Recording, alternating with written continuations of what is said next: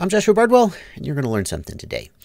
Folks, when I reviewed the Beta FPV HX115, I said it's so good. And I liked the way that quadcopter flew, but I also thought that it had a pretty gosh darn good camera on it. You see, these split style cameras, oh, you gotta love them, but you kind of gotta hate them, because you love that you're able to record high definition video at all, but you hate the fact that oftentimes they are really crappy FPV cameras, and oftentimes they're really crappy HD cameras, but hey, you're just glad to have anything.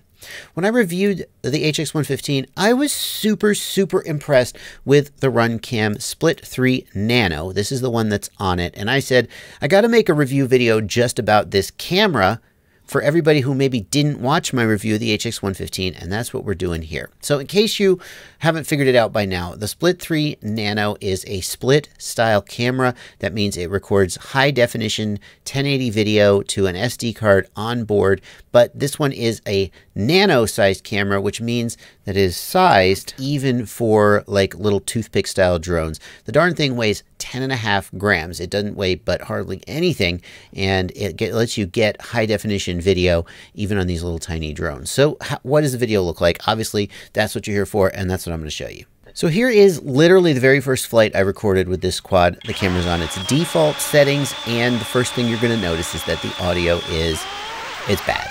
I don't know what you expected, but it's bad. That's not really a criticism of it. Let me just turn the audio off there real quick. It's not really a criticism of this. All of these cameras have really bad audio. It's good enough that if you're talking to the camera before you start flying, that yeah, you can hear easily what you're saying. It's good enough for, like, you know, take 2, or you're recording your thoughts about the flight, but the in-flight audio is just useless. So this is 1080/60 in the default settings. I haven't tweaked the picture settings at all. And one of the things I want you to notice is that the WDR, the wide dynamic range, is on, and that is increasing the detail in the shadows. The shadows are less dark. And also, don't pay attention to my flying or how the quad. I just wanted to show you the stock default very first recording with this camera. I honestly don't think it looks too bad. Yeah, if you compare it to something like a GoPro Hero 7, then it looks like crap. But if you compare it to a lot of other split style cameras, especially bear in mind, this is a 20mm size board on a 3-inch quad weighing under 100 grams. This is really freaking good.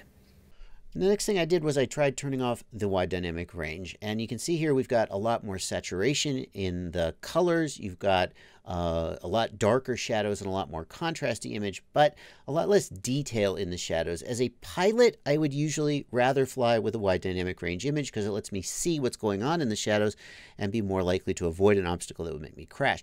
As a spectator, I would much more likely to see with the WDR turned off. You're also seeing a ton of jello in this footage. Again, remember, I was reviewing the quadcopter, so I was just taking some sample footage where I could. That jello is absolutely an artifact of the fact that I'm running on some beat-up frickin' props and not a problem with the camera. Here is some footage on an overcast, cloudy day for the people who say you only test cameras on sunny days. Well, here's an overcast, cloudy day, and of course we've got way less dynamic range. I believe that WDR is on, although on a cloudy day like this, you're not going to see as much of a difference. You can also see the exposure algorithm responding as I go up in the sky there and come down. I was very happy with the exposure algorithm on this. A lot of times these cameras, the exposure will swing wildly or it will respond too slowly. You can see here, I never felt like I couldn't see where I was going. There, you see the trees were black for a minute as I looked at them, but then they brightened right up. I don't find this image to be hazy or any of those problems that you run into when you try and fly on a cloudy day. I'm pretty happy with it, but I know you guys who fly in areas like the UK where it is very often cloudy are very picky about your images, so you can take a look at this and see what you think of it. But you're saying, well, Joshua, you're only showing us the HD view. How can we know what we think of it? Well, you're right. Let's take a look at the FPV view. The first thing I want to show you is that the FPV view is just the center 4:3 slice of the widescreen image. This was not true with every, I think the Tarsier famously had a slightly offset FPV view compared to the high definition image that it was recording. So it's just cutting off the sides. I honestly don't feel like the Fat Shark DVR is doing any favors to the camera here. I think that the essence of the camera's image is captured, but the fact that the Fat Shark DVR is using such poor encoding is making it look like worse than it really does. Unfortunately, I smashed the lens on my HX115 and I don't have a spare to record some more, and I kind of just want to show you this footage and get this off my hard drive. So here's what it looks like. I got one more image that I'll show you, which was recorded indoors. My impression of the camera is that it is not the best camera I've ever seen, but I found it to be completely flyable. It actually did okay in low light, which you'll see in a minute. And overall, here's what I'll say. The goodness of the high def footage that we got off of such a small quadcopter made up for the fact that the FPV cam wasn't the one that I would pick if I just had you could pick any camera in the world. Here's a second piece of FPV footage. This is actually from my Seattle vlog, so if it looks a little familiar to you, you might have seen it before. I wanted to show you this because it's indoor footage and a little bit of a different lighting conditions. And again, the Fat Shark DVR is not helping you see the maximum possible image quality of the camera. I didn't have the Orcas at the time, which have an upgraded DVR. I didn't have the Power Play, and so it is what it is. The takeaway, I think, is this. The FPV camera is good enough. I never felt like it was really holding me back, even though it wasn't always my favorite thing to see.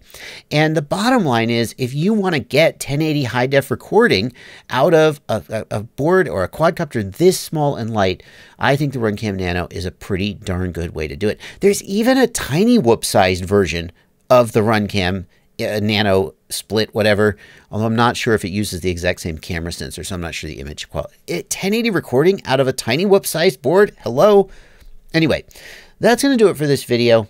I appreciate you guys sticking around. There are product links down in the video description if you want to check those out. They are affiliate links, and I do get a small commission if you use them.